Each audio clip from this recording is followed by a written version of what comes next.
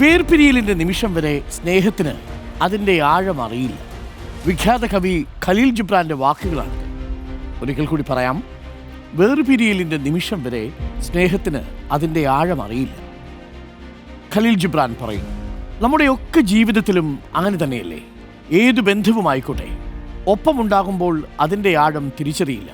കണ്ണിനെ പോലെ അകന്നു തുടങ്ങുമ്പോഴാണ് മനസ്സ് വല്ലാതെ പിടഞ്ഞു തുടങ്ങുക. അപ്പോഴേക്കും കൈവിട്ടു പോയിട്ടുണ്ടാവും. അവരുടെ അഭാവം ജീവിതത്തിൽ വലിയ ശൂന്യത സൃഷ്ടിക്കും. തിരിച്ചുപിടിക്കാൻ സാധിക്കാത്ത പോലെ സുഹൃത്ത്, പങ്കാളി, കുടുംബാംഗങ്ങൾ, അങ്ങനെ ആരുമായിക്കോട്ടെ അവരെ ചേർത്ത് നിർത്തണം.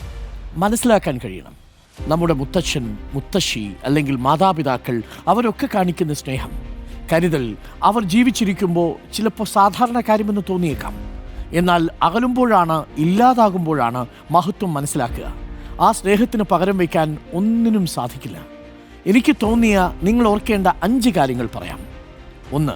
സ്നേഹം പ്രകടിപ്പിക്കുക. ഇഷ്ടമാണ് എന്ന് ഇടയ്ക്ക് പറയേണ്ട ആവശ്യമൊന്നുമില്ല. പക്ഷേ അത് പ്രവൃത്തികളിലൂടെ പ്രകടിപ്പിക്കാൻ സാധിക്കണം. ഐ ലവ് യു എന്ന് പറയുന്നതിലും എത്രയോ അധികം നിങ്ങൾക്കവരെ നിങ്ങൾ സ്നേഹിക്കുന്നുണ്ടെന്ന് ബോധ്യപ്പെടുത്താൻ കഴിയും. നമ്മളെ ഇഷ്ടപ്പെടുന്നവരുടെ സാന്നിധ്യത്തെ നമ്മളെപ്പോഴും വിലമതിക്കണം. അവരുടെ സാന്നിധ്യം നിങ്ങൾക്ക് വലിയ അനുഭൂതിയായി മാറുന്നുവെന്ന് അവർക്ക് തന്നെ ബോധ്യമാവണം. ചെറിയ നിമിഷങ്ങൾ, ഒരുമിച്ചുള്ള ചെറിയ അനുഭവങ്ങൾ പിന്നീടത് വലിയ ഓർമ്മകളാണ്. അത് കണ്ടെത്തുക, ആസ്വദിക്കുക. ഒരുമിച്ചൊരു ചായ കുടിക്കാൻ പോകുന്നത് പോലും അത്തരത്തിൽ ഒരുപക്ഷേ നിങ്ങൾ ജീവിതത്തിൻ്റെ അവസാനം വരെ പിന്തുടരുന്ന സുന്ദരമായ ഓർമ്മകളാവും. സ്വയം തിരക്കിലാക്കി ബന്ധങ്ങളെ നിങ്ങൾ ഒരിക്കലും അവഗണിക്കരുത്.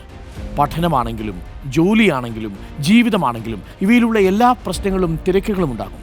ഈ പ്രശ്നങ്ങളൊക്കെ തീർന്നതിന് ശേഷം സ്നേഹിക്കാമെന്നോ നിങ്ങളോടൊപ്പം ഇരിക്കാമെന്നോ കരുതിയാൽ അവ തീരാനേ പോകുന്നില്ല. ബന്ധങ്ങളാണ് ജീവിതത്തിലെ കരുത്ത് നിർമ്മിക്കുക. പ്രിയപ്പെട്ടവർക്ക് വേണ്ടി കുറച്ച് സമയം എപ്പോഴും മാറ്റിവെക്കണം.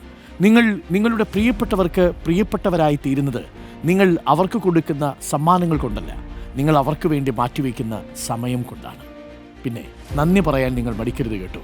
അത് ബന്ധങ്ങളെ കൂടുതൽ ഉറപ്പുള്ളതാക്കും.